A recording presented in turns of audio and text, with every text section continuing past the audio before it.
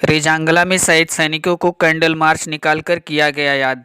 सोमवार की शाम दिग्विजय यादव एवं पूर्व कमांडो गंगा प्रसाद यादव की अध्यक्षता में रेजांगला दिवस के अवसर पर ब्लॉक परिसर में स्थापित स्मारक पर फूल माला चढ़ाकर शहीदों को नमन किया गया।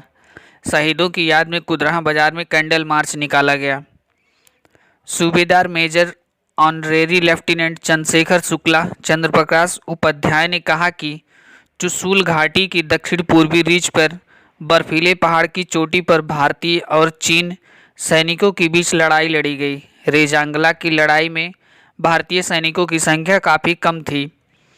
उनके पास अव्वल दर्जे के हथियार नहीं थे और सैनिक अपने हथियारों के साथ पहाड़ की ऊंची चोटी पर चढ़ने के लिए बेहद मुश्किल भरा था, क्योंकि वह पहाड़ के नीचे की तरफ थे और दुश्मन पहाड़ की ऊंची चोटी पर ऊपर जमे बैठे थे।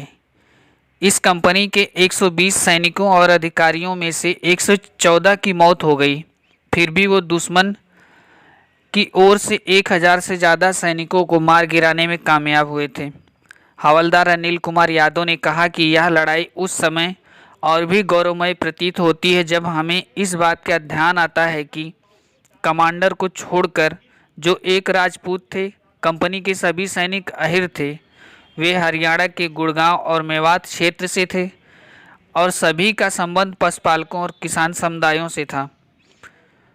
उनके लिए -30 डिग्री तापमान में लड़ना आसान नहीं था। उनकी यह पहली लड़ाई थी। अधिकांश सैनिकों ने जम्मू और कश्मीर को छोड़कर पहले कभी कोई सक्रिय ऑपरेशन नहीं देखा था। महीने बाद उनका जमा हुआ शरीर उस शिलाखंड के पास उनके सैनिकों के कई शवों के साथ मिला था। फरवरी 1963 में एक भारतीय खोज दल के युद्ध के मैदान में बर्फ से ढकी लाशों का पता लगाया था। इनमें से कुछ अभी भी अपनी बंदूकों से चिपके हुए थे और अन्य हमला करने के लिए तैयारी वाली झुकी हुई पोजीशन में मौत के घाट उतारे गए थे। इस मौके पर दुर्गेश यादव, जनमेजर सिंह, युवा नेता अवधेश यादव, संतोष यादव, फौजी दिग्विजय पांडे, मंजीत यादव, विजयपाल यादव, जामवंत यादव, विजय यादव, अमित यादव, विवेक यादव, रजनीश यादव, डॉक्टर जयसिंह यादव, सत्यम यादव, सत्येंद्र यादव, राहुल आर्य, रामेश्वर यादव, दिवाकर यादव, राकेश आर्य, चंदन आर्य, राम स्नेही, योगेंद्र नाथ यादव, लवकुश यादव सहित तमाम गणमान्य लोग भी कार्यक्रम में मौजूद रहे। ये पीस इलाका था, वहाँ ऑक्सीजन की कमी, वो लोग वहाँ क्लाइमेटेशन थे, हम लोग पास वो सिस्टम नहीं था। युद्ध स्टार्ट किया, आगरा से इधर उधर से जा कर के लैंड कर दिया, क्लाइमेटेशन हो नहीं पाया, तो हमारे काफ़ी सैनिक जो है शहीद ऐसे हो गए। और जो आज विशेष तर बताता हूँ, रेजांगला दिवस। रेजांगला एक जगह है कश्मीर में जो चाइना का बॉर्डर है, वहाँ पर 13 कुमाऊँ मतलब एक बटालियन इन्फेंट्री है। सेना दो प्रकार की है, एक सहायक सेना, एक लड़ाकू सेना।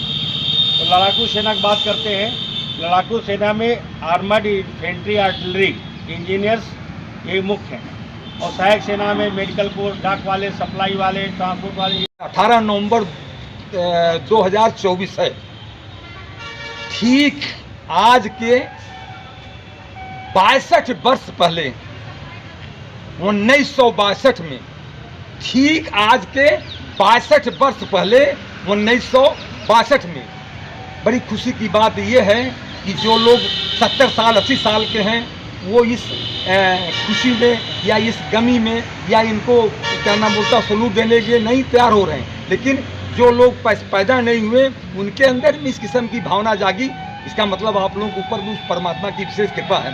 तो 62 वर्ष पहले हमारे देश से, भारत से और चाइना से युद्ध हुआ था।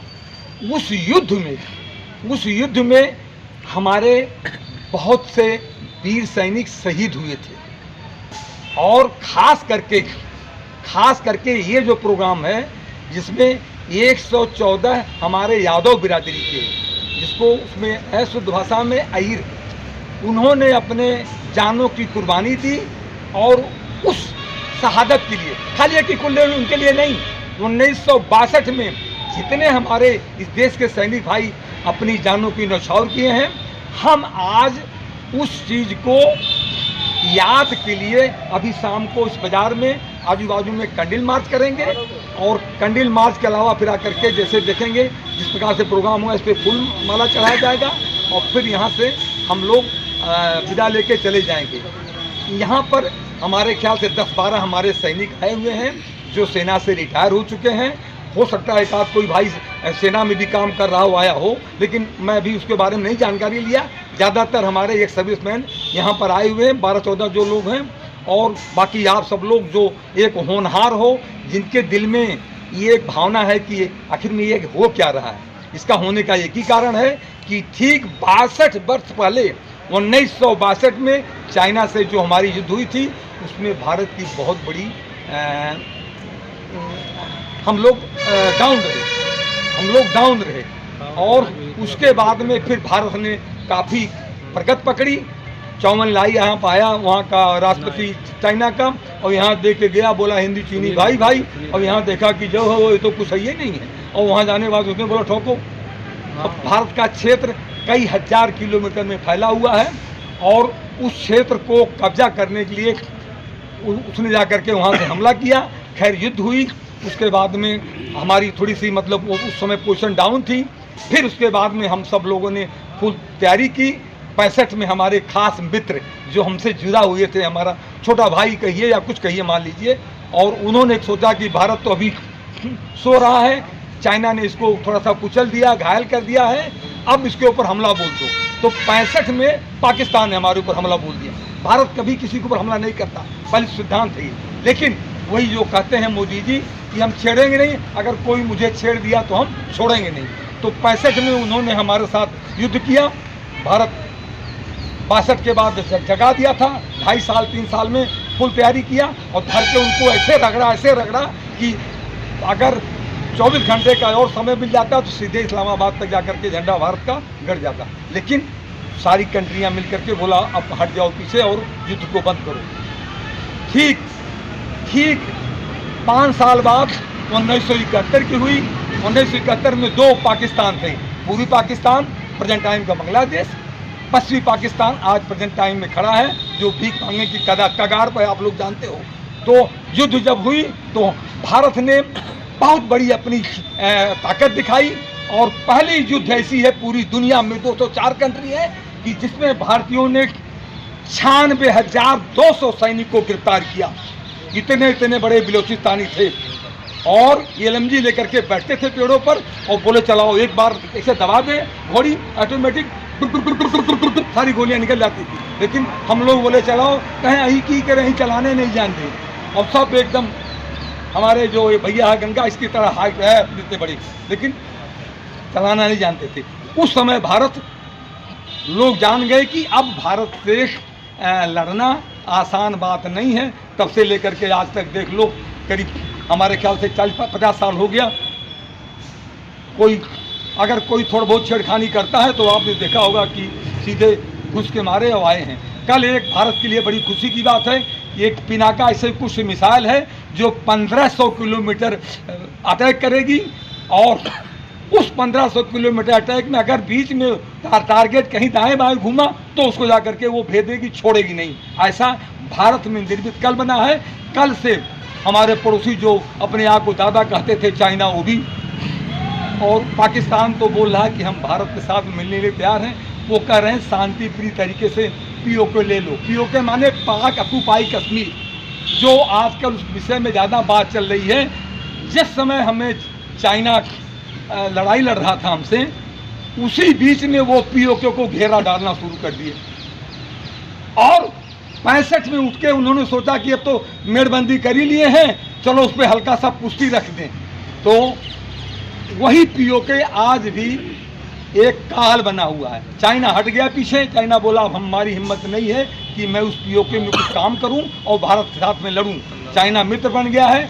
कुछ एक पोस्टें हैं हमारी जो इधर तुर्तुक कुर्तुक और गलबान और मान, वहाँ हमारी और चाइना की इकट्ठा ऐसे पेट्रोलिंग हो रही है। नहीं, पहले हम दोनों एक दूसरे के साथ नहीं थे, बीच में कुछ लड़ाइयाँ हमारी हुई जो बिना हथियार की, वहाँ नियम है कि गोली कोई नहीं चलाएगा। तो हमारे एक सैनिक हमारे 5 चाइनीज को धर के पकड़े, उसी नदिया में वो इंडस्ट्री रिवर है और क्या नाम बोलता है गलबान क्षेत्र में उनको मारा। आज तक चाइना की इतनी तगड़ी कंट्री है, उनका अकाउंटेबिलिटी नहीं है कि 500 मरे, 200 मरे, कितने मरे, और भारत ने डिक्लेयर कर दिया कि हमारे 40 जवान निहत्था और उनके 200-250 को शहीद किया, मारा, पकड़ा, दबाया, कुछ किया। गलत बोल दिया, सही मतलब उनको मार डाला, और आज तक उनकी गिनती नहीं हो पाई। तो इसी खुशी में, इसी उसमें खुशी बोल दिया, इसी उपलक्ष्य में आज हम सब लोग यहाँ इकट्ठा हुए हैं।